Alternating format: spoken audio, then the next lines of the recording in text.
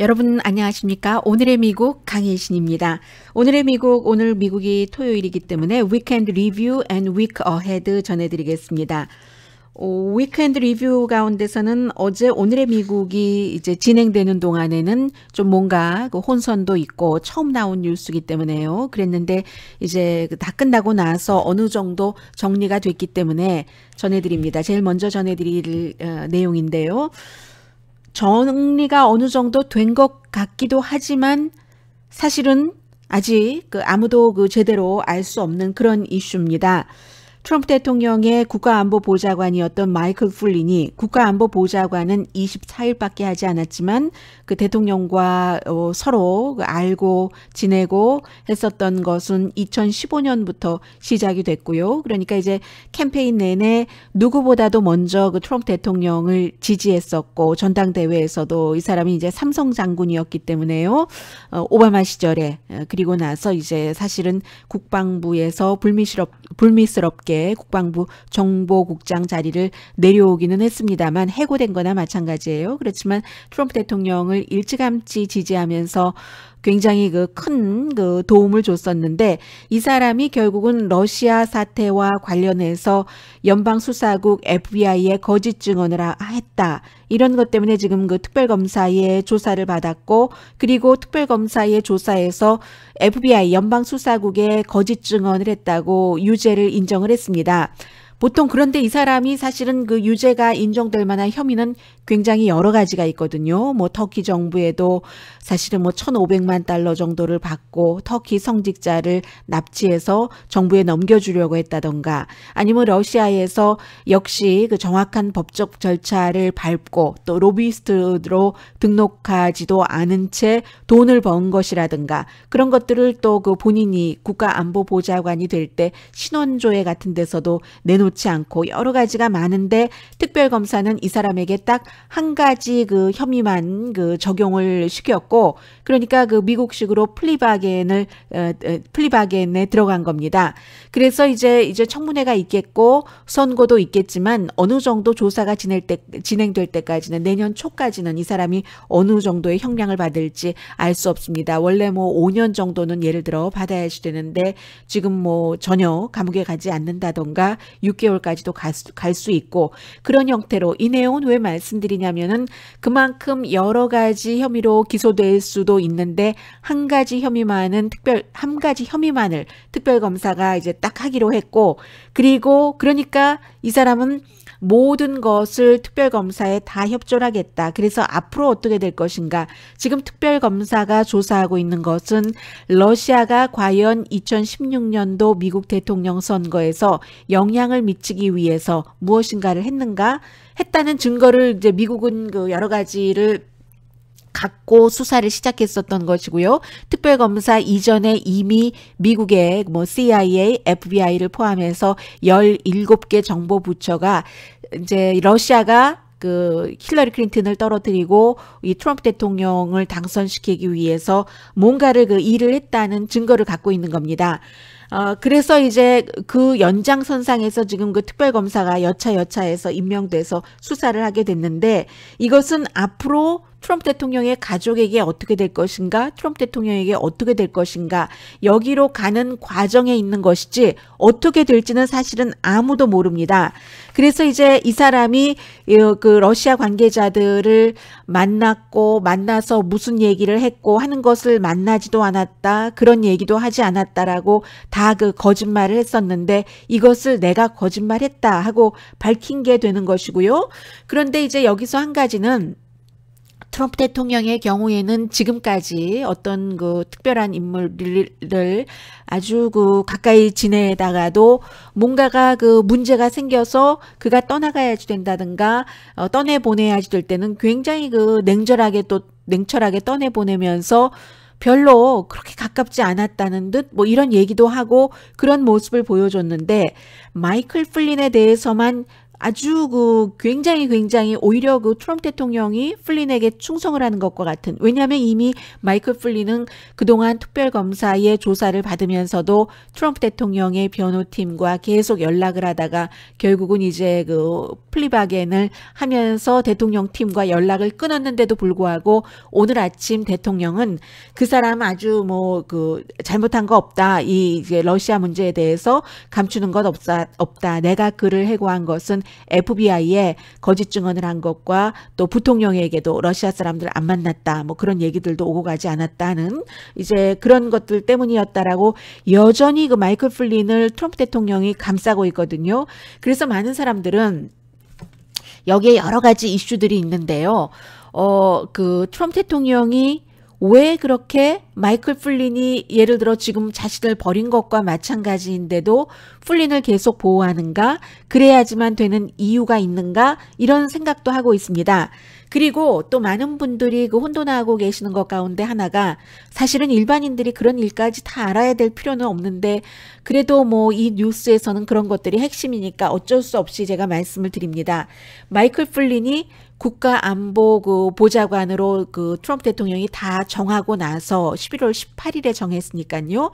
그리고는 이제 30일, 29일 이런 때 러시아 주미 대사와 만나고 부탁도 하고, 그래서 그 부탁을 어떤 부분은 러시아에서 들어주기도 하고 어떤 부분은 이스라엘과 관련해서 UN 투표에 대해서는 들어주지 않기도 하고, 그리고 이제 그 당시에 오바마 행정부가 우크라이나를 침공한 것과 또 러시아 정부가 미국 대선에 개입했다는 것 때문에 추가로 러시아에 제재를 했는데, 추가 제재를 했으니까 그렇다고 우리 미국에 보복하지 말아라.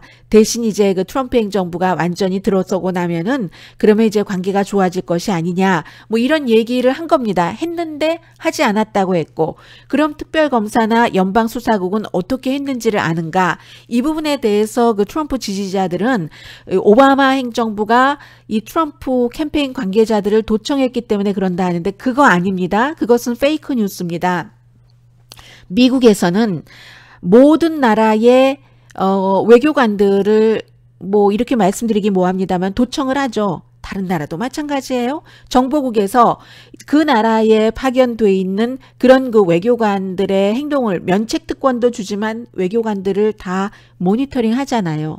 더군다나 러시아라는 나라는 미국과 적국이었고 지금도 잘 지내보려고 오바마 행정부도 하기도 했었지만 역시 라이벌이고 적국이고 모니터링을 합니다. 러시아 대사는 주미 러시아 대사는 미국에서 본인의 전화 통화가 다 도청된다는 것을 알고 있습니다. 그래서 러시아 사람을 도청을 했기 때문에 트럼프 인수팀 내지는 트럼프의 캠페인 관계자들이 러시아 사람들과 접촉을 했었을 때 미국의 연방수사국과 CIA가 다 알게 된 겁니다. 그런 도청 기록을 중심으로 해서 러시아가 미국의 선거에 개입하려고 했다는 것도 알게 된 것이고, 그러니까 오바마 행정부에서 트럼프 인수팀이나 트럼프 선거 캠페인 사람들을 도청한 것이 아니라 외국 외교관 관련자들, 특히 스파이라고 불리고 스파이인 러시아를 도청을 하고 감청을 했기 때문에 그것은 당연히 미국의 법에서 그렇게 하도록 돼 있는 겁니다. 그래서 이제 트럼프의 인수팀과 트럼프의 아들, 사위 이런 사람들이 러시아 관계자들과 만났던 것을 다 알게 된 거죠. 미국 오바마 행정부에서. 그런데 이제 이상하게 러시아의 관계에 대해서는 트럼프 주변에 있는 사람들이 다 거짓말을 하는 겁니다. 안 만났다. 아들도 그랬고요. 사위도 그랬고요. 선거대책 공동의장도 그랬고, 또 캠페인 당시에 외교 자문도 전부 러시아 사람들을 만나고 연락하고 이메일하고 전화하고 하면서도 한 번도 안 했다고 했는데 나중에 이제 증거가 드러나고 이메일이 드러나면 했는데 선거에 관련해서는 우리가 한 말이 없다. 이렇게 얘기하는 게 지금까지의 일이고, 마이클 플린 같은 경우도 안 만났다. 그랬다가 이제 이게 드러나면 만나기는 했는데 어떤 뭐 이런 얘기는 안 했다 했는데 하는 것이 도청 테이프에 다 있는 겁니다. 러시아 사람을 도청한 미국의 이제 외국인 그런 그 법이 있어요. 그 법에 따라서.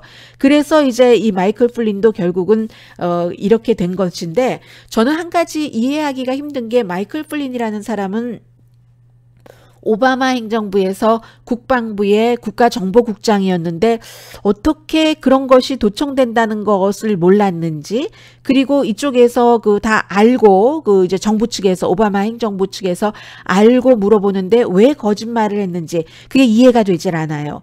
그리고 이제 이제 도청한다는 것은 표준 외교 감시법이라는 게 있거든요. 그래서 이제 대화 내용, 외국인들, 특히 이제 중요한 인물들 것을 다 이렇게 그 감시를 해서, 그렇게 해서 이제 이게 나온 것이고, 그리고 또 뭐가 있냐면, 이제 그 당시에 오바마 행정부에서 트럼프 행정부로 넘어가던 중이었기 때문에 이 사람들이 인수팀이 다른 나라의 사람들을 만날 수도 있습니다. 그리고 연락할 수도 있어요. 그런데 만나고 연락할 수는 있는데, 그럼 만났으면 만났다라고 하고 연락했으면 연락했다라고 하면 되는데, 항상 안 만났다, 연락하지 않았다 하는 거잖아요. 그래서 거기서부터 의혹이 싹 트는 거죠. 왜 만난 것을 기록을 갖고 있는데, 전화 기록도, 이메일 기록도 갖고 있는데 왜 안 만났다고 그럴까? 전화 내용에는 분명히 그 러시아, 그 오바마 행정부에서 어떤 제재를 한 것인데 우리가 나중에 좀 느슨하게 한다는 것을 암시한다던가, 이스라엘에 대해서 좀 투표를 그 미뤄달라던가, 아니면 그 이스라엘을 제재하려고 하는 오바마 행정부 당시에 이스라엘이 그 서한 지구에 세계의 대체적인 나라들의 반대에도 불구하고 계속 이제 정착촌을 만드니까 이스라엘을 벌 주려는, 미국은 그 당시에 이제 기권을 했죠. 기권한 게 벌 줘야지 된다는 뜻이고, 그리고 트럼프 행정부는 거기에 이스라엘을 벌 주면 안 된다는, 트럼프 행정부가 아니고 그 당시에는 인수팀 당선자였죠. 그랬기 때문에 러시아도 이제 그 5국가 가운데 한 표를 갖고 있으니까 투표를 연기하거나 그 이스라엘 벌 주는 것에 하지 말아달라 하고 국가안보보좌관으로서 마이클 플린이 얘기를 한 겁니다. 이것은요, 그 러시아라는 관계자 사람들을 만날 수는 있지만 법 위반입니다. 미국에 사실은 이 법이 뭐 집행되지는 않지만, 미국의 그때가 언제였었죠? 너무너무 오래 전입니다. 미국은 참 정말 세련된 그런 것을, 그 법을 많이 그 일찌감치 만들긴 했어요. 로건 액트라고 해서 1799년이니까 존 아담스 때네요. 그때 이제 그 조지 로건이라는 사람이 의사기도 하고 농부면서 정치인인데, 뭐 그때는 미국이 그 독립, 뭐 완전한 독립 이런 게 아주 좀 애매했었던 그런 때니까 프랑스와 뭔가를 이제 막 연결을 하고 하니까 민간인이 외국 정부와 무엇을 하지 못하도록 막은 법입니다. 로건 액트라는. 집행되지는 않아서 거의 뭐 사문화된 거나 마찬가지지만 그래도 법은 법이에요. 이 법이 아직도 존재를 해서, 그 당시에는 오바마 행정부였지 트럼프 행정부는 아니었잖아요. 그리고 더군다나 오바마 행정부에 대해서 트럼프 당선자와 인수팀이 이스라엘이나 러시아에 대해서 다른 입장을 갖고 있으니까 그때는 오바마 행정부의 그 행정부니까 그렇게 가야지 되는 거죠. 그런데 아직 취임 선서를 하지 않은 상황에서 그렇게 그 현 행정부와 다른 일을, 이 사람도 이제 취임 선서하지 않은 거잖아요. 그 당시에 지명은 됐지만 그렇게 한 것은 위법이라는 것도 이제 분명하고, 위법이 아니더라도 그 상식적으로 있을 수가 없는 일이죠. 하려면은 다 그 취임 선서를 하고, 트럼프도 대통령이 되고 나서 마이클 플린도 국가안보보좌관이 되고 나서 했어야지 정상인 거죠. 그리고 나서 또 어떤 일이 있냐면, 트럼프가 대통령에 이제 그 취임을 하고 나서 그 당시에는 아직까지 이제 그 제프 세션스, 트럼프의 남자가 그 법무장관이 되기 전이었어요. 그래서 그때 이제 그 오바마 행정부에서 여자 법무장관 대행이 있었죠. 그 법무장관 대행이 트럼프 대통령에게 얘기를 합니다. 이 마이클 플린이라는 사람이 러시아 사람들을 이렇게 만나서 그런 참 그 맞지 않는 얘기들을 주고받고 했는데, 그런데도 불구하고 트럼프 대통령은 이 사람을 해고시키지 않습니다. 이 사람을 나중에 할 수 없이 해고시키긴 했어요. 그런데 그리고 이 사람이 부통령이 물어봤었을 때도 나 안 만났다. 그런 말 한 적도 없다. 러시아 관계자들과 이랬잖아요. 그랬는데 결국은 사람들이 그렇게 그 트럼프 지지자들이 가짜 뉴스라고 하는 워싱턴 포스트가 진짜 정말 중요한 뉴스를 터뜨리고 나서 트럼프 대통령이 할 수 없이 이 사람을 마이클 플린을 해고합니다. 워싱턴 포스트가 아주 그 정황과 근거를 잡아서 마이클 플린이 러시아 사람들을 만나서 이러이러한 것을 부적절하게 서로 의견을 교환한 것, 그런 것을 터뜨리고 나니까 할 수 없이 그 당시에 이제 그 트럼프 대통령이 오바마의 그 법무장관 시절에, 오바마의 시절에 법무부에 있었고, 그 트럼프가 이제 새로운 법무장관을 임명하기 전에 법무장관 대행을 했었던 그 여자 예이츠였죠, 이름이. 그 법무장관 대행의 말도 듣지 않다가 할 수 없이 보도가 되고 나니까 여론이 다 알게 되니까 이 사람을 그 법무장관 대행으로부터 그렇게 했다는 거, 이제 그 연방 그 뭐 러시아 사람들 만나고 이랬다는 거, 그런 것을 다 이제 이제 알고 나서 18일 뒤에서야 할 수 없이 이제 트럼프 대통령이 해고를 하거든요. 트럼프 대통령이 해고하고 오히려 그런 얘기를, 올바른 얘기를 전해줬다고 법무장관 대행을 해고해버리죠.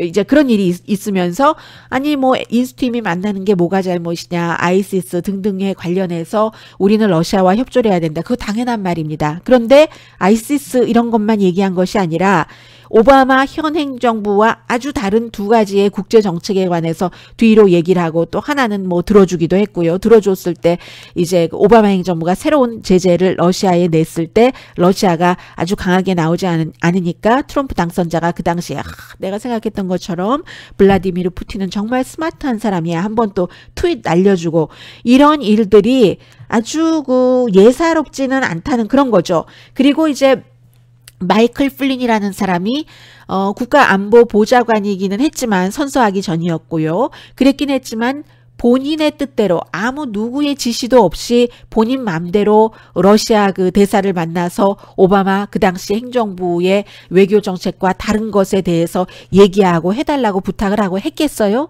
그건 아니죠. 그래서 어제 이제 이 부분 제가 정정합니다. 어제 제가 방송을 진행하는 동안까지는 ABC 방송에 아주 그 유능한 무슨 그 탐사 보도를 하는 그 기자죠. 나이 많이 든 그런 기자가 이 사람이 트럼프 대통령의 직접 지시를 받고 러시아 관계자들을 만났다라고 보도를 했었는데, 그게 트럼프 대통령이 아니라 트럼프 인수팀의 아주 고위 관계자로 알려졌고, 그 고위 관계자는 지금 뭐 거의 대통령의 사위인 자레드 쿠슈너로 지금 대강들 알고 있습니다.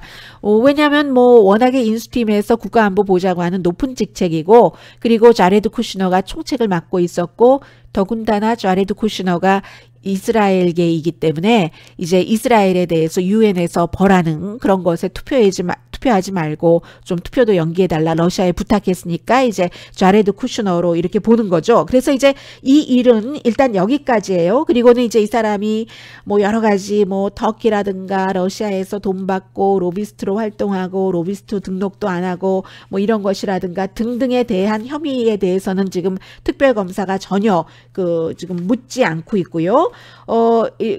그래서 지금으로서는 뭐 이게 결국은 트럼프 대통령의 캠페인이 러시아가 미국 대선에 개입하려고 했었을 때 같이 공모를 했는가, 여기에 대해서는 어제 나온 얘기만 갖고는 알 수 없습니다. 정말 알 수 없는 일이에요.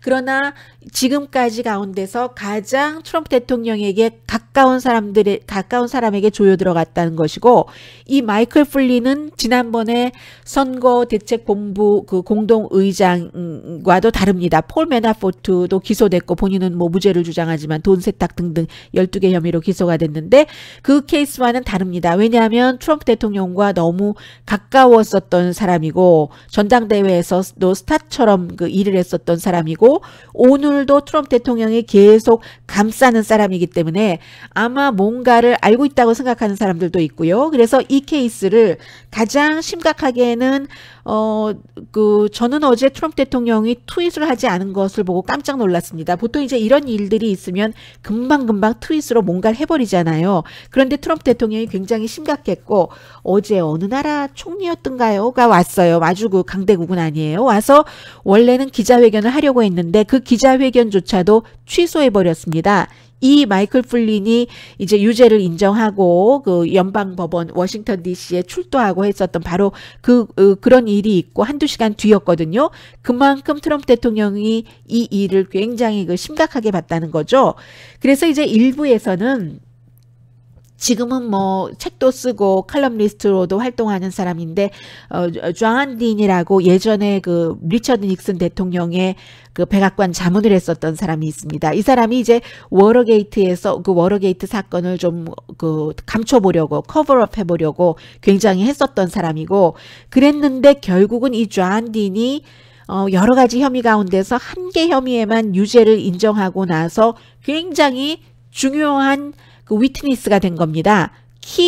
그 목격자로서 많은 것을 진술을 해서 워터게이트 사건이 이제 이렇게 추적이 됐고 닉슨이 물러나게 되는 그런 일까지 있었던 것이거든요. 그래서 마이클 플린 케이스를 그 당시에 그 존 딘, 지금 나이가 많아요. 이분이 뭐 거의 90살쯤 됐을 것 같아요. 그래서 그 이후에는 굉장히 그 신보수주의를 싫어하고요. 공화당하고도 거리를 두고 이런 사람입니다. 그래서 심각하게는 그렇게 보는 사람도 있고, 그러나 앞서 말씀드린 것처럼 이 마이클 플린이 이런 일로 유죄 인정을 했다고 해서 트럼프 대통령 캠페인이 러시아와 뭔가 그 선거 이슈에 대해서 공모했다, 이렇게 볼 수는 없습니다. 앞으로 이제 그 트럼프 대통령이 어떻게 할 것인가, 이것도 중요하고요. 또 특별검사를 해고할 수도 있어요. 그런데 이렇게까지 되고 나서 특별검사를 해고한다면 그 사람들이 뭐가 있으니까 해고하지, 왜 그렇게 트럼프 대통령 그 주변 사람들은 러시아 문제에 관해서는 거짓말을 계속 over and over and over and 이렇게 거짓말만 하고 결국은 특별검사의 수사도 중단시키네 할 수 있으니까 지금에 와서는 특별검사를 참 해고하기도 뭐하고, 또 리처드 닉슨 때의 그 악몽을 다시 이제 일으키기도 힘드니까요. 중요한 것은 분명하게 그 마이클 플린이 뭔가를, 지금 일반에게 알려진 건 이 정도지만 굉장히 많은 것을 알고 있다는 것. 그리고 뭐 대통령도 뭔가를 알고 있을 수 있고요. 특별검사의 경우는 너무 많이 알고 있겠죠. 이 사람은 이제 마이클 플린에게 그 가벼운 형량 같은 것을 주면서 뭔가를 이제 다 정보를 알아서 자신의 그림이 있겠죠. 굉장히 그 스마트한 사람이고, 대체적으로 이 사람이 특별검사가 될 때는 공화당 민주당에서 전부 이제 부시 시절에 이제 FBI 국장하고 임명됐고 했었던 사람이기 때문에 굉장히 이 사람은 사적인 감정으로 일하는 사람이 아니다라고 사람들이 보통 그 얘기를 하고 있거든요. 그래서 일반 사람들은 그 세금 리턴 같은 건 없잖아요. 근데 특별검사기 때문에 다 갖고 있을 겁니다. 트럼프 대통령의 세금 리턴, 그러면 여기서 사람들이 알지 못하는 뭔가가 있나, 러시아와. 그리고 여러 가지 그 인터뷰한 트랜스크립트, 테이프, 이메일, 또 그 미국이 그 표준 뭐 외국인 감시법에 의해서 도청한 여러 가지 그 보이스 파일 같은 것을 특별검사는 다 알고 있기 때문에 본인의 그림대로 아마 나갈 것 같습니다. 그래서 어떻게 될지는 아무도 모르는 일이고요. 어제부터 뭐 일찌감치 뭐 이게 탄핵까지 갈 수 있느냐 이런 얘기를 하는 사람들이 있는데 그것은 너무 이른 일 같고요. 또 그렇게 될 때까지의 증명하기가 굉장히 어려운 겁니다. 이 일은, 어제의 일은 트럼프가 대통령에 당선되고 이제 인수하는 과정에서 약간의 그 무리는 있었지만 일어난 일이지만, 러시아와 선거에 대해서 어떤 그 공모와 결탁을 했는가 하는 것은 당선자로서가 아니라 선거 캠페인 당시로 돌아가서 뭐가 나와야 되는 거거든요. 근데 그런 것은 아무것도 나온 것 없습니다. 다만 이제 이런 것은 있을 수가 있겠죠. 대통령이 대통령의 권력을 이용해서 뭔가 진실을 덮으려고 했는가? 이것이 이제 뭐 그 법적인 용어로 말하면 사법방해라는 거죠. 왜냐하면 제임스 코미라는 연방 수사국장을 해고할 때도 마이클 플린은 이미 해고됐는데도 마이클 플린 그 러시아와 연관된 거 이거 수사하지 말아줬으면 좋겠다. I hope 하면서 얘기를 했고, 그리고 마이클 플린이 러시아 사람들과 접촉을 하고 했는데 이 사람이 뭐 거짓말도 하고 이렇게 그 당시에 법무장관 대행이 대통령에게 얘기했는데도 그 법무장관 대행을 해고시켜버리고, 그리고도 그 뒤에도 여러 방송과 인터뷰에서 마이클 플린은 좋은 사람이다 이렇게 얘기를 하고, 그런데 어제 나온 뉴스는 마이클 플린이 최근에 대통령에게 배신감을 느낀다 이런 얘기가 나왔잖아요. 그리고 나서 마이클 플린이 유죄를 인정하고 이제 모든 것 수사 협조를 그 특별검사에게 하겠다 했을 때 백악관에서 대통령 법률팀이 한 얘기는, 아니 마이클 플린이 우리 사람이냐? 오바마 사람이지? 라고도 했거든요. 오바마 시대에 이제 국방부의 국가정보국장을 했으니까요. 오바마가 해고시키긴 했지만, 그리고 나서 오바마 굉장히 싫어했고 힐러리 클린턴을 가둬야지 된다고 Lock her up 전당대회에서 했었고요. 그거로 이제 유명해진 사람이 마이클 플린이잖아요.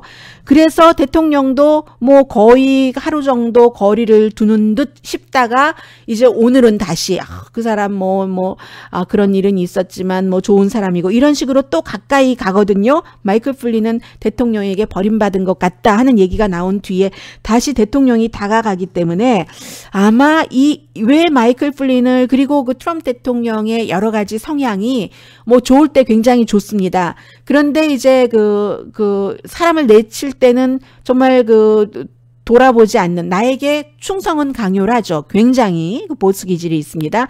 충성은 강요를 하는데 CEO로 수십 년을 살았기 때문에 나에게 다른 사람이 다 충성을 했지 내가 다른 사람에게 충성하는 그 생활의 패턴은 아니었잖아요. 그런데 지금은 마이클 플린은 그 충성을 버리고 특별검사에게 모든 것을 다 이실직고를 한다고 하는데도 대통령이 지금 마이클 플린에게 충성하는 것 같은 분위기가 있거든요.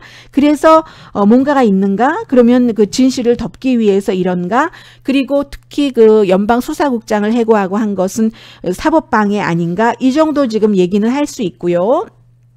탄핵이라는 것은 아주 멀고요. 그리고 이제 마이클 플린이 이렇게 대통령에게 가까이 왔는데 그 다음에는 이제 특별검사의 포커스가 자레드 쿠슈너라는 것, 그리고 이제 도널드 트럼프 주니어라는 것, 이 사람들이 전부 러시아 관계자들을 만났으니까요. 만나고도 안 만났다고 거짓말을 계속 하다가 드러나면은 언론에서, 그때는 뉴욕타임스였죠. 트럼프의 지지자들이 그렇게 거짓 뉴스라고 얘기를 하는 뉴욕타임스가 그 진실을 밝히고 나니까 또 더 밝히려고 하니까 트럼프 대통령의 아들도 이메일을 뉴욕타임스가 이제 우리 그거 이메일 공개한다 하니까 이제 그 이메일까지 공개하고 했잖아요. 그래서 그렇게 거기까지 가는 거죠. 그러니까 어제 마이클 플린이라는 그 백악관 국가안보보좌관의 이런 그 일들로 인해서 다른 세상이라고 생각하시면 됩니다. 이 러시아 스캔들에 관해서는 다른 세상의 문이 열리긴 열렸는데 그 다른 세상의 문이 트럼프 대통령을 뭐 어떻게 금방 할 것인가, 이것은 아무도 모르는 일입니다. 아무도 모르는 일이고, 이 마이클 플린은 앞으로 일주일에 한 번씩 이제 그 특별검사와 그 감옥에 가진 않았어요. 그 리포트를 하도록, 그리고 이제 조사는 계속 받게 되겠죠. 이런 일들입니다. 그래서 결국은 왜 트럼프 대통령 주변 사람들은 계속 러시아와만 연관이 되는 게 있다면 거짓말을 했을까? 거짓말을 한다는 것은 뭘 숨기려고 하는 것인가? 뭘 숨기려고 하면 그 숨기려고 하는 것이 무엇인가? 그 무엇인가가 러시아와 선거 때 결탁을 했는가? 여기까지 뭔가 확실한 증거가 나올 때 이제 그 트럼프 대통령에게 아주 큰 타격이 될 수 있는 것이죠. 그리고 그 같은 증거가 나온다는 것은 굉장히 힘든 일이라는 것 다시 말씀을 드립니다. 어제 이제 그 마이클 플린이 유죄 인정하고 뭐 수사에 협조하겠다고 하고 그런 일이 있자 해고된 전 연방 수사국장이 마이클 플린 수사하지 말아라, 대통령이 그랬다고 하잖아요. 그리고 계속 수사하니까 해고당한 것으로 본인은 생각한다는 제임스 코미가 트윗을 했어요. 그 계곡물 흐르는 그런 사진을 싣고 그 아모스서 5장 24정 아모스 5장 24정 공의는 물처럼 정의는 마르지 않는 샘처럼 흐르게 하라. 이제 앞에 이제 뭐라고 딱 말이 있고 but 이렇게 나오잖아요. 그리고 justice. justice를 제가 공의라고 번역을 했고요.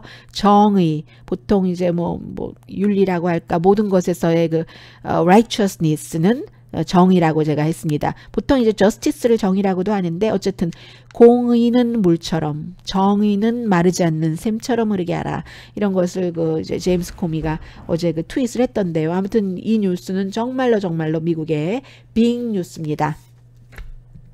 길어졌네요. 생각보다. 그리고 제가 어제 그 뉴스에서 전해드리지 못했던 게 있습니다. 월스트리트저널의 사설인데요. 정말로 이 내용도 계속 전해져야지 되는데 갑자기 이제 마이클 플린 뉴스가 터지는 바람에요. 월스트리트저널이 어떤 사설을 썼냐면은 트럼프 대통령이 그 세계의 반이슬람 그 신자적인 그런 이슬람교 그 신자들에게 반대되는 것 같은 그런 이제 리트윗을 한 거잖아요. 사실 여부도 어떤 것은 부분적으로 사실이 아니라는 것이 확실히 드러났고 어떤 것은 설명이 불충분하고 자막도 없고 하는 것인데 이게 이제 그 브리튼 포스트라고 이제 그 영국의 어떤 그 그룹이요. 전에 그 정치인도 했었습니다. 그런 아주 극우 그룹. 영국에서 굉장히 지금 골치 아파하는 그 극우 그룹의 두 번째 넘버 2예요. 부대표가 올린 그 비디오를 리트윗한 건데 하나는 이제 이슬람교 신자로 보이는 사람이 성모 마리아 상을 깨는 거 뭐라고 얘기하는데 못 알아듣겠어요. 아랍어라서 설명도 없고 자막도 없고. 그리고 이제 두 번째는 역시 그 아랍 국가에서 2013년도 비디오라고 하는데 어떤 높은 옥상에서 청소년을 떨어뜨려서 숨지게 하는 것. 그래서 이제 그 범인은 그 처형당했다고 하죠.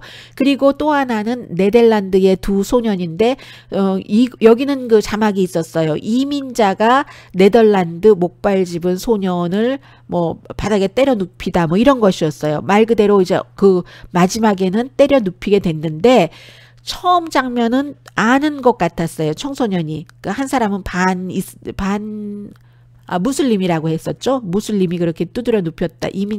무슬림 이민자가 이렇게 자막이 있었는데 머리가 까매요. 그런데 이제 네덜란드에서는 뭐 네덜란드에서 태어난 소년이다. 그리고 그 소년 벌을 받았다라고 얘기하는데 처음에는 제가 볼 때 분명히 뭐라고 아주 좋게 얘기했어요. 얘기하다가 뭔가가 서로 어긋나서 목발 짚고 있는 그 청년을 잔디밭처럼 보이고 강가였는데 이제 땅에 쓰러뜨렸습니다. 그리고 이 장면을 찍은 청소년들은 낄낄거리고 키키덕거리고 웃고 있었어요. 트럼프 대통령이 그런 것을 세 가지 하고 난 다음에 영국에서 뭐 테레사 메이 총리, 뭐 영국의 뭐 노동당의 어떤 정치인, 런던의 최초의 그 무슬림 시장 다 트럼프 대통령이 wrong. 잘못됐다라고 하면서 저 사람 뭐 영국에 초대하면 안 된다 이런 얘기 많이 나왔고 그리고 이제 테레사 메이 총리도 요르단까지 가서도 영국에서도 당연히 그렇게 얘기했고요. 우리는 정말 중요한 동맹국이고 앞으로도 중요한 동맹국일 텐데 좋은 친구라고 해서 친구가 잘못된 것을 말하지 말라는 법이 없다 하면서 트럼프 대통령이 wrong 이라고 얘기를 했잖아요. 그런데 이제 그에 대해서 월스트리트저널이 사설을 쓴 겁니다. 월스트리트저널도 굉장히 보수적이고요. 트럼프 대통령 지지하고 트럼프 대통령과 제일 친하다고도 할 수 있는 루퍼트 머덕이 사주인 신문입니다. 팍스의 사주도 루퍼트 머덕이고요. 그래서 월스트리트저널이 미스터 트럼프가 미스터 메이를 참 곤란하게 했는데 트럼프 대통령이 가짜 뉴스를 퍼뜨려서 중요한 동맹에 좀 손상을 입혔다, 좀 힘들게 했다 하는 그런 내용의 사설이었어요. 그래서 이제 이게 그냥 영국의 아주 극우 그런 조직이 트윗을 했었을 때는 사람들이 조금 보지만 미국 대통령은 정말 뭐 4,500만 명 정도는 팔로워가 있기 때문에 모든 사람들이 쳐다보잖아요. 그래서 트럼프 대통령의 트윗이 어느 정도는 가짜일 뿐만이 아니라 대단한 사태, 동맹국과 주요 동맹국과의 관계를 아주 힘들게 하는 그런 것으로 만들었다. 마치 무슨 3학년 학생이 하는 것처럼. 그리고 나서 테레사 메이가 롱하니까 너나 잘하세요. 우리는 괜찮습니다. 라고 얘기를 했잖아요. 영국 너네 아주 극단적인 그 이슬람교 신자들이 있고 그런 좀 그런 거나 다스려라. 나에게 포커스 두지 말고 트럼프 대통령이 그렇게 얘기를 했잖아요. Don't focus on me 했잖아요. 그러니까는 월스트리트저널이 뭐 3학년 학생도 아니고 이게 뭐냐 하면서 미국도 괜찮지 않다고 얘기합니다. 미국 괜찮지 않잖아요. 여기저기서 테러 일어나고 지난번에도 뭐 우즈베키스탄 태생의 뭐 런던에서 뭐 길에서 뭐 테러죠. 그래서 많은 사람들이 8명인가 숨지고 했었잖아요. 그런데 어쨌든 이런 그 문제의 비디오를 그 트럼프 대통령이 올린다 하면서 월스트리트저널이 트럼프 대통령의 그 기반, 브레이트바트 기반 이런 그 얘기를 하면서 이런 사람들 또 그 팍스뉴스를 보는 그 사람들, 그 팍스뉴스를 보는 사람들이 나이가 많죠. 교육을 조금 그 다른 언론을 보는 사람보다 교육이 덜 받은 사람이고 평균 뭐 68세라고 하던가요. 팍스뉴스 보는 사람들이 주로 시골 사람이고 뭐 그런 사람들. 그래서 팍스뉴스를 보는 사람들은 58%가 팍스뉴스만 봅니다. 다른 언론은 한 8%밖에 보지 않아요. 그러니까 이제 팍스에 젖어 사는 건데 팍스가 굉장히 아주 정말 대놓고 그 트럼프 대통령만 지지하고 그래서 심지어 어제도 마이클 플린이라는 국가안보보좌관이 트럼프 대통령에게 굉장히 그 위험할 수도 있는 그런 그 날에 행보를 했는데도 팍스의 인터넷 웹페이지에 그 탑 뉴스는 그 뉴스가 아니라 뭐 힐러리 클린턴에 관한 것이었어요. 그 정도로 조금 비상식적으로 무조건 그 트럼프 대통령을 지지하거든요. 이제 그런 거. 그래서 이제 그 월스트리트저널도 약간 이제 미스터 트럼프의 뭐 브레이트바트 기반 이런 얘기들도 하면서 너무 그렇게 극단적인 그 미스터 트럼프의 브레이트바트라는 것은 이제 또 다른 매체고요. 아주 정말로 이 매체는 극우예요. 그리고 이 매체를 이끄는 스티브 배넌 자체가 자신은 그 울트라 라이트를 대변한다라고 얘기를 했어요. 백악관 대변인이었다가 원래는 그 브레이트바트를 이끌었다가 백악관 대변인 하다가 또 이제 쫓겨나서 브레이트바트로 간. 그래서 브레이트바트 기반에는 그게 통할지 모르지만 미국과 영국처럼 아주 그 특별한 동맹 또 경제적인 동맹이기도 한 관계에는 너무나 나쁜 거다. 더군다나 이제 테레사의 리더십이 테레사 메이 총리의 리더십이 너무나 중요한데 지금 얼마나 지금 영국에서 아주 그 위험한 위치에 곤란한 위치에 있는데 트럼프 대통령이 테레사 메이를 이 같은 트윗을 함으로 인해서 더 곤란하게 만들고 있다. 이 블랙시트에서 지금 그 탈퇴하고 있는 그런 중이기 때문에 테레사 메이가 굉장히 여러 가지 일을 해야지 되잖아요. 그래서 이런 때 테레사 메이를 흔들면 이 사람 굉장히 뭐 보수 우파잖아요. 흔들면 좌파인 노동당 리더가 좋아한다. 이게 트럼프 대통령을 왜 이렇게 얘기를 하는가 하면은 월스트리트저널이 굉장히 보수잖아요. 그래서 어느 나라나 다 이제 그 좌파를 싫어하는 거예요. 지금 뭘 싫어하는 거예요. 그래서 좌파 노동당 리더가 제레미 칼빈이 너무 좋아한다. 그러면 이 노동당 리더는 미국의 친구가 아니다. 지금 트럼프의 친구는 테레사 메이 같은 사람이어야지 되는데 그런데 왜 아니 그걸 모르고 테레사 메이를 흔드냐. 그런 테레사 메이가 곤란해할 그런 그 아주 극우적인 그 비디오를 뭐 부분적으로 가짜인 것을 리트윗하면서 이게 어제 월스트리트저널의 사설이었어요. 그래서 테레사 메이가 블랙시트에서 자연스럽게 쉽게 유연하게 나오고 나서 미국과 자유무역 협정을 해야지 된다. 이게 트럼프 대통령 당신이 원하는 것이 아닌가. 그래서 이 딜이 없으면 트럼프 대통령도 나쁘고 영국에도 나쁜 일이다. 그러니까 테레사 메이 다른데 신경 쓰지 않도록 블랙시트에서 빠져나오는데 일 잘하도록 그거나 좀 잘하도록 해봐야지 된다. 그런 얘기를 하고 있습니다. 그래서 이제 그 트럼프 대통령이 언론을 페이크 뉴스다 계속 얘기를 하는데 그의 입장에서는 이 월스트리트저널 표현이에요. 그런데 트럼프 대통령 자신이 자신의 페이보릿한 페이크 뉴스를 이렇게 퍼뜨려서 정말 이래서야 쓰겠는가. 제발 자제 좀 해라. 하고 나중에 뭐라고 얘기하냐면요. 근데 자제하기를 하는 게 그냥 just 희망사항인 것 같아. 현실로 이루어질 것 같진 않아. 이런 얘기도 어제 그 월스트리트저널이 사설에 써 있습니다. 자, 그런 부분이 있었고요. 자, 영국에 대한 그 무슬림에 대해서는 그런 얘기가 있었고, 그리고는 뭐 트럼프 대통령 계속 트윗 많이 했어요. 여전히 이번 주에도 뭐 보면은 트윗뿐만이 아니라 주변 사람에게 오바마가 미국에서 태어난 사람이 아니야 또 그래요. 근데 전에 이런 얘기를 가지고 나왔다가 나중에 오바마 미국에서 태어난 사람 맞아 하고 본인이 얘기했었거든요. 그런데 또다시 요즘에 주변 사람들 만나면 오바마 미국 사람 아닌 것 같아 라고 얘기를 하고 있고, 그리고 본인이 선거인단에서는 힐러리 클린턴에 비해서 많이 이겼죠. 300표 넘었었죠. 그렇게 아주 굉장히 많은 차이로 이겼는데, 수십 표 차이로 이겼는데, 파퓰러 볼트, 유권자 볼트에서는 힐러리 클린턴이 한 300만 표 정도 앞서가지 않았던가요? 그런데 주변 사람들 만나면 요즘에는요, 자신이 유권자들이 직접 투표한 파퓰러 보트도 이겼다고 얘기를 한대요. 아주 이상한 거예요. 그래서 요즘에 그 트럼프 대통령을 자주 만나는 정치인들은 그냥 그러려니 하고 듣는답니다. 이런 그 일들이 있고요. 그리고 또 이번 주 그런 일들이 있었고, 또 뭐가 있나요? 네, 또 이 내용을 또 전해드려야지 되겠네요. 어떤 내용이 있었냐면 어제 제가 못 전해드린 그 뉴스 가운데 하나가 샌프란시스코에서 홈리스 피플이 2015년도에 이제 그 32살의 아버지와 함께 그 샌프란시스코 피어, 말하자면 한국식으로 말하자면 뭐 부둣가인가요? 그 피어 14을 걷다가 총에 맞았습니다.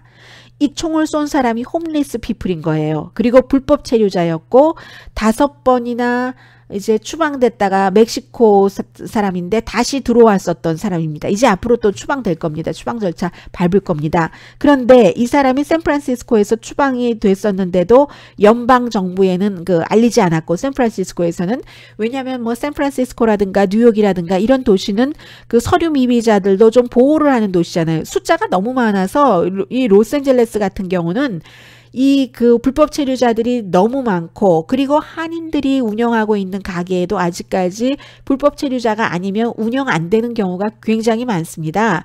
그래서 뭐 공사판도 마찬가지고요.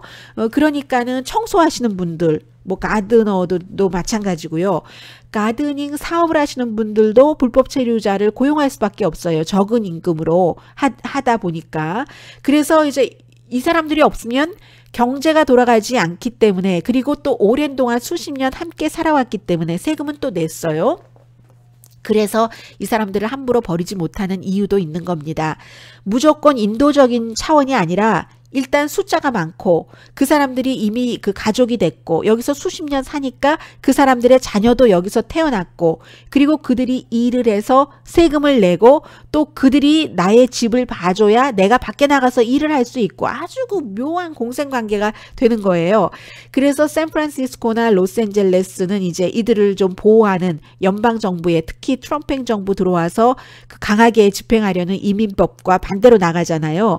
그런데 이제 샌프란시스코에서 2015년도에 이 홈리스 피플이 피어에서 가만히 뭐 앉아 있었대요. 앉아서 뭐 바다 뭐 물새를 봤다나요. 뭐 아무튼 바다 동물도 보고 이러고 있는데, 본인이 앉아 있는 자리 아래에 티셔츠에 권총이 권총이 그 티셔츠에 쌓였던 겁니다. 그리고 그때 32살의 케이트 그 스타이넬이라는 그 여성, 젊은 아주 아름다운 여성이더군요. 아빠와 함께 그 피어를 걸어가고 있었는데, 이 사람이 그 총을 이제 뭔지 모르고 이렇게 봤더니 총인 거예요. 총인데 발견하고 나서 2초만이라고 하던가요? 그 발견하고 나서 이게 뭐 티셔츠에 뭐가 쌓여있는 게 누군가가 둔 거예요, 거기다가. 그리고 이제 그런 것이 그 비디오 테이프이 있는데, 보니까 비디오 테이프에 이 사람이 총을 발견하기 전에, 홈리스 피플이, 서류 미비자 홈리스가 총을 발견하기 전에 한 5-6명이라고 하던가요? 좀 젊은 사람들이 거기를 이렇게 지나간 것. 그래서 사람들은 그들이 그 총을 놨나 보다. 그리고 그 총은 주변에 있는, 말하자면 무슨 뭐 수렵국이라든가 이렇게 정부의 기관이 있잖아요. 그 정부 기관에 누군가의 그 공무원의 차 안에서 훔친 총이었던가 그렇습니다. 그런데 이제 그 총이 이 홈리스 피플이 앉아있는 곳에 이렇게 있어서 이걸 이렇게 열어보다가 몇 초 안에 탕 그게 발사가 돼버린 겁니다. 그리고 그 총이 땅으로 튀었다가 하늘로 올라간 거예요. 하늘로 올라가서 이 여성의 뒤에 어딘가에 맞은 거예요. 그래서 한 발 맞고 그 숨진 것으로 알고 있습니다. 그래서 이제 이게 2015년도에 있었는데 굉장히 빅 이슈가 됐었어요. 거봐라, 그 불법 체류자들을 그렇게 몇 번이나 추방하고도 다시 들어와도 가만두지 않으니까 이게 사람이나 살해하고 이러는데 배심원들이 이 사람에게 무죄 판결을 내려버린 겁니다. 어제 그러니까 그제 저녁이었어요. 배심원들이 무죄 판결을 내렸기 때문에 또 박스를 비롯한 많은 보수 언론에서는 이럴 수가 있느냐, 샌프란시스코도 그렇게 얘기를 하는데 배심원들이 누구의 지시를 받고 판결을 한 사람들이 아니잖아요. 배심원들이 다 민주당도 아닌 것이고 배심원들이 다 무슨 뭐 부모가 서류 미비자인 것도 아니고 배심원은 시민권자 아니면 배심원 못하잖아요. 배심원들이 이 살해 케이스인데 이제 이 사람을 무죄 판결을 냈다는 건 만장일치고요. 왜 무죄 판결을 내렸냐면 배심원들은 이제 쭉 봤잖아요. 모든 것을 다 이쪽 증언도 들어보고 저쪽 증언도 들어보고 이 홈리스 피플은 한 그 교육은 2학년까지밖에 못 받았고요. 그 총을 보고 나서 근데 지금까지 6번인가 무슨 그 마약 위반으로 감옥에 들어갔었어요. 근데 그 마약이 아마 마리화나인 것 같습니다. 마리화나 뭐 소지가 됐던 뭐 피였다거나 아무튼 마리화나로 감옥에 들어갔다 온 것은 제가 분명히 알고 있고요. 그래서 이제 총을 보고 나서는 여러 가지 그 비디오가 있으니까요. 비디오가 있으니까 깜짝 놀라가지고 어머나 하던 사이에 이게 이제 그게 이제 땅을 먼저 맞고 세멘트였대요. 그 피해가 세멘트였다고 하는데 딱 땅을 맞고 튕겨가지고 올라가가지고 이 여성한테 맞아서 숨져버린 거죠. 그러니까 배심원들은 그것을 모두 봤기 때문에 이것은 의도적인 살해가 아니기 때문에 무죄 판결을 내린 것이고 무죄 판결이 나오자 모든 또 그 보수 언론에서는 구역질 나는 배심원 판결이다. 이민자에게 화나는 게 너무 당연하다. 이 트럼프 대통령의 트윗이에요. 그것은 그렇게 얘기를 했는데 이 사람이 이제 2학년 수준으로 이제 본인이 그 배심원들한테 이렇게 얘기를 했다고 하더군요. 물론 이 숨진 여성이나 가족에게는 너무너무 미안해하고 그리고 나는 어떤 판결이 나와도 존중하겠다.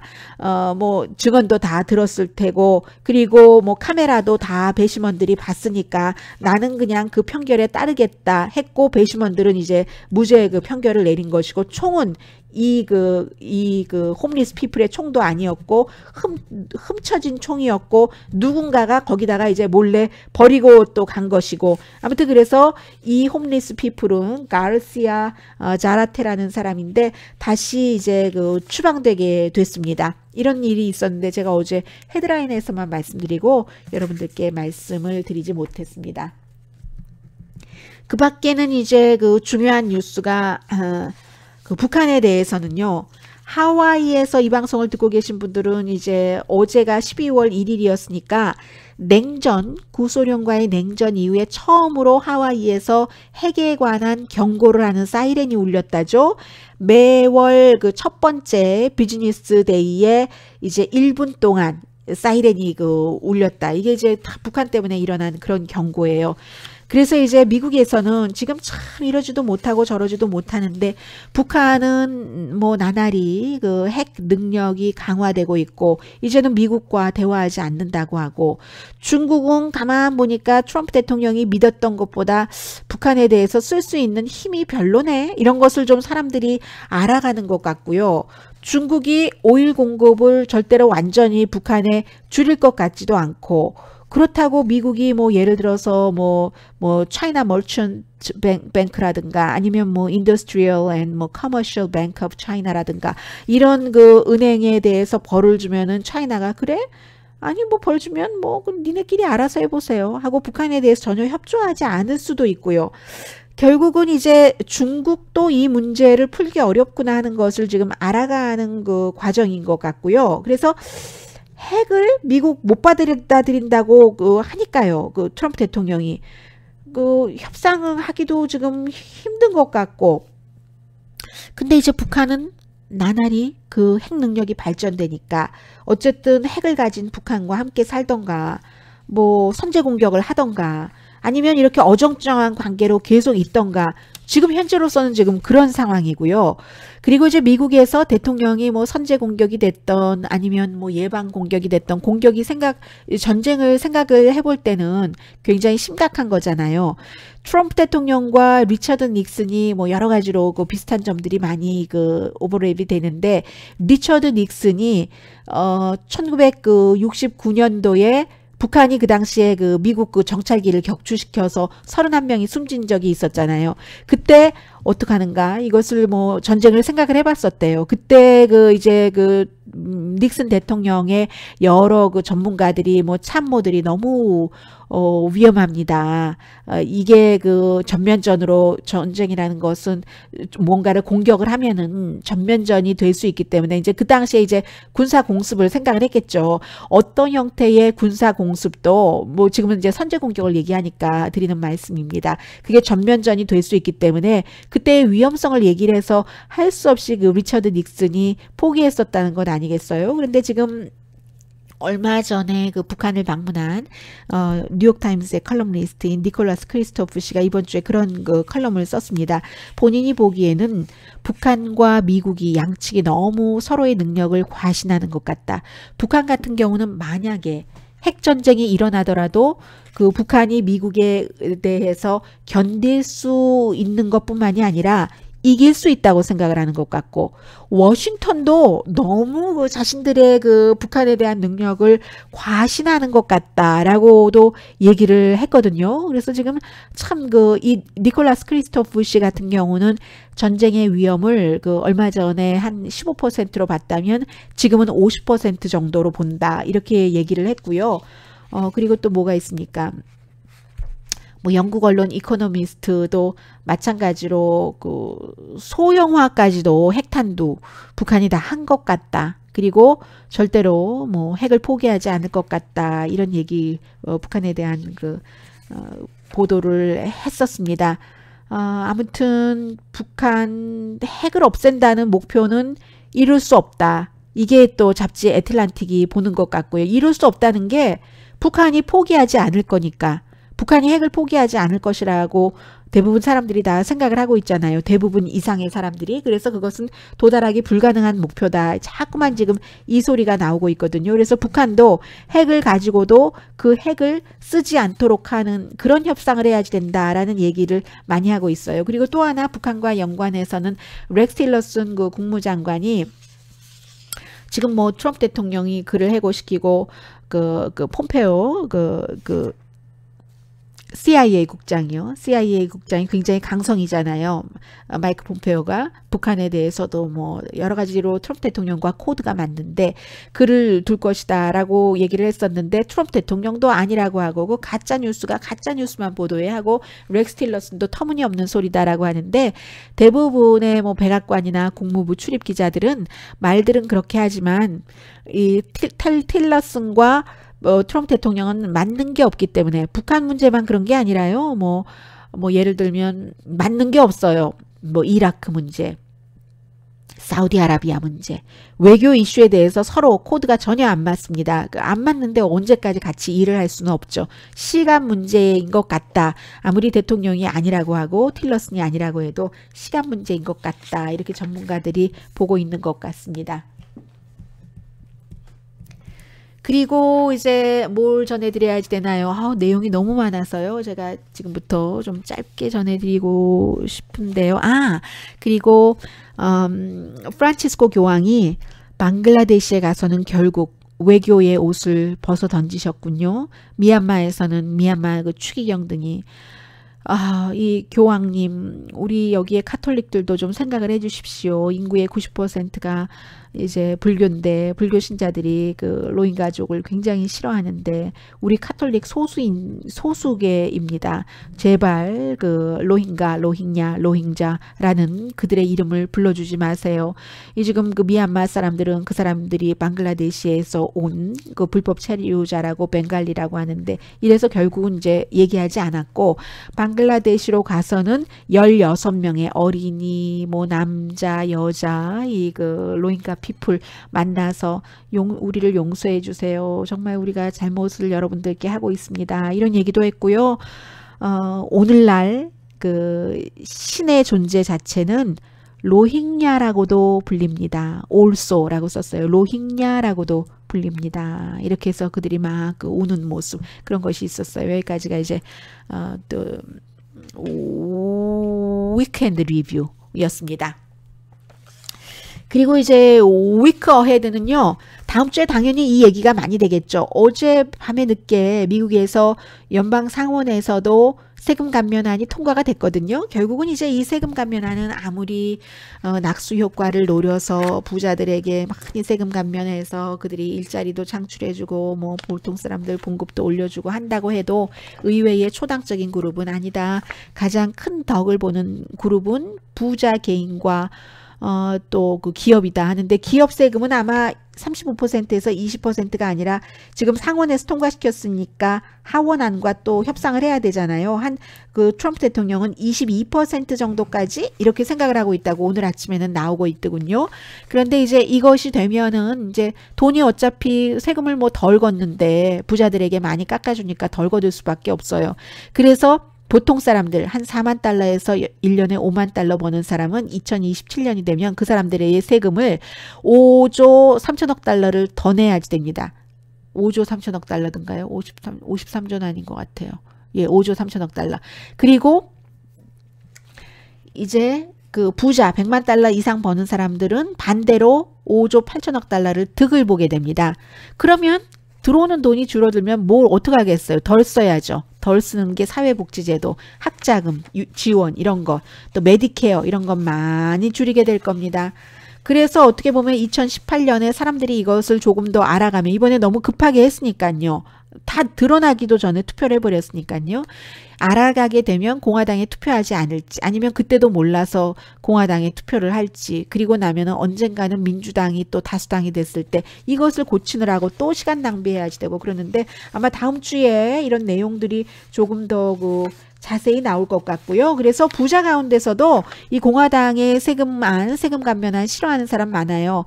지금 그 뉴욕 양키스 사장이 그 랜디 레빈이 굉장히 그 트럼프 대통령과도 그 친하고 그런 사람이거든요. 그런데 이번 그 세금 감면안은 월스트리트나 헤지 펀드 아니면 뭐 그런 큰 부동산 재벌, 오일, 가스 뭐 이런 사람들에게 좋고 보통 사람들에게는 손해다 이런 얘기까지 아무튼 했습니다.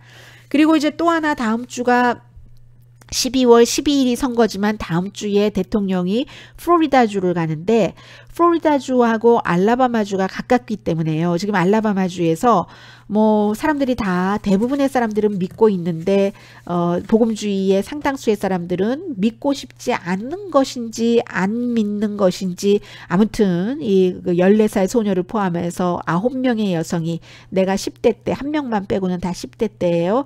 이 사람에게 성추행, 성폭행 당했다라고 얘기하는데도 그 사람을 복음주의라는 그 이름 아래서 또 뭐 이민에 강하게 하고 낙태 반대하고 10계명은 무조건 지켜야지 되고 하는 그 로이 모어라는 사람을 지지하는데 대통령도 처음엔 이 사람 지지하지 않고 예비선거에선 다른 사람 지지했는데 지금은 이제 로이 모어를 지지하죠.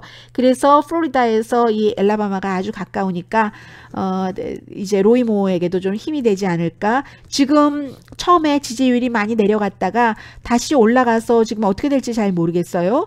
그런데 원래가 알라바마는 무조건 공화당이 나오면 공화당인데 이번에는 어린이 성폭행 그런 혐의이기 때문에 좀 지지율이 내려갔다가 다시 올라가고 있습니다. 그리고 이제 대통령뿐만이 아니라 스티브 배넌이라는 대통령의 수석 전략가였던 브레이트바트의 CEO도 가서 이 사람은 알라바마에 가서 직접 그를 지원한다고 하거든요. 그러니까 다음 주에 이 내용이 굉장히 또 그 빅 이슈가 될 것 같고요. 그리고 또 뭐가 있나요? 참 근데 이게 묘한 게 공화당에서는 예를 들면 테드 크루스 같은 상원의원이요. 예비선거 때 본인이 이제 후보이기도 했죠. 굉장히 그 티파리의 지원을 받는 사람. 이 사람은 이 그 로이모어라는 사람이 선출돼도 지금 그 공화당 의회에서는 쫓겨나야지 된다라고 생각하는 사람들이 많이 있는데 그 쫓겨내면 안 된다. 유권자의 결정을 존중해야지 된다. 이렇게 얘기를 하면서 그러나 남에게 키스했다는 억지로 다 그 성인인 여성에게 무슨 뭐 위문 공연 리허설 할 때 억지로 키스했다고 하면서 그 또 성인이 억지로 키스 당해서 내가 너무 고통스러웠다라고 얘기하는 그 여성이 지금은 뭐 뉴스 앵커지만 플레이보이 누드 모델까지 했습니다. 그런데 그 키스했다는 이유로 민주당의 알 프랭컨 의원은 심각한 문제라고 사임해야지 된다고 하면서 어린이를 그 학대하고 추행하고 한 복음주의를 강조하는 이런 사람은 당선돼야지 된다고 얘기하는 아주 그 묘한 뭐 그런 것들이 있어요. 그리고 이제 다음 주에도 계속 미국 그 정치인들의 그 성희롱 문제는 나오겠죠. 지금도 네바다주에서도 그 민주당의 한 의원에게 뭐 성추행 이런 케이스로 물러나라 하는 소리 지금 어제 계속 밤부터 들리고 있고요. 그리고 당연히 다음 주에 이제 어제의 그 아주 그 뭐 세계적인 뉴스였었던 마이클 플린 전 국가안보보좌관이 특별검사에게 모든 것을 다 협조하겠다고 했으니까 다음 주에도 이제 그 레이티스트 뉴스가 계속 나올 테고요. 또 하나 다음 주에는 트럼프 대통령이 이스라엘의 수도는 예루살렘이다. 이렇게 그 밝힐 거랍니다. 뭐 예루살렘이죠. 이스라엘을 얘기하기는. 그러나 세계 각 나라에서는 이 예루살렘을 이쪽에서도 팔레스타인에서도 같이 그 성지라고 생각을 하고 있기 때문에 모든 국가의 대사관을 텔라비브에 두고 있잖아요. 트럼프 대통령은 선거 유세할 때 내가 대통령이 되면 이스라엘로 미국 대사관을 옮길 것이라고 했는데 옮기지 않았어요. 그리고 미국이 예루살렘을 이스라엘의 수도다. 원래 수도인데 뭐 왜 이렇게 얘기하는지 모르겠습니다만은 수도라고 확실하게 밝힐 것이다. 다음 주에 뭐 이런 행사를 한대요. 그게 아마 그 텔라비브로 당분간 그 미국 그 대사관을 옮기지 않겠다는 뜻이 아닌가 이런 느낌이 드는데요. 아무튼 다음 주에 이런 일들이 있을 것 같습니다. Weekend Review and Week Ahead 여기서 마치겠습니다. 강희신이었습니다.